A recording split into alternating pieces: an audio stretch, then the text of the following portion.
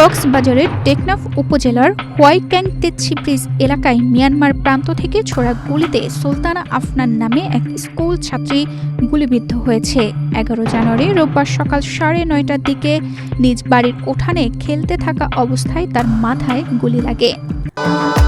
ভবিষ্যৎ হোক নিরাপদ, বিনিয়োগ হোক বিশ্বস্ত, আর আমার পছন্দ সল্ট বে।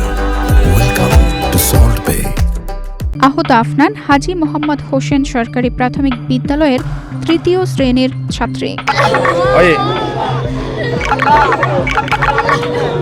পরিবারের সদস্যরা তাকে প্রথমে স্থানীয় হাসপাতালে এবং পরে মুমূর্ষ অবস্থায় চট্টগ্রাম মেডিকেল কলেজ হাসপাতালে পাঠান।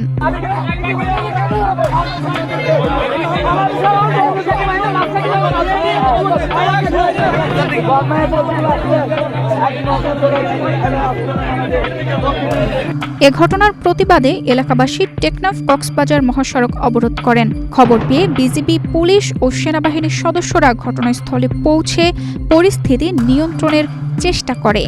বিক্ষুব্ধ জনতার হামলায় বিজিবির একটি গাড়ি ভাঙচুরের ঘটনা ঘটে। সাবেক এমপি শাহজাহান চৌধুরী ঘটনাস্থলে এসে সড়ক অবরোধ মুক্ত করার উদ্যোগ নেন। স্থানীয়দের দাবি, রাত থেকেই মিয়ানমার প্রান্তে থেমে থেমে গোলাগুলি চলছিল এবং বিদ্রোহী গোষ্ঠীর ছোড়া গুলিতে এপারে এসে শিশুটির গায়ে লাগে। ঘটনার তদন্ত ও সীমান্তে জোরদার নিরাপত্তার দাবি জানিয়েছেন স্থানীয়রা। তানজিদা রহমান, ইনায়া, বাংলাদেশ প্রতিদিন।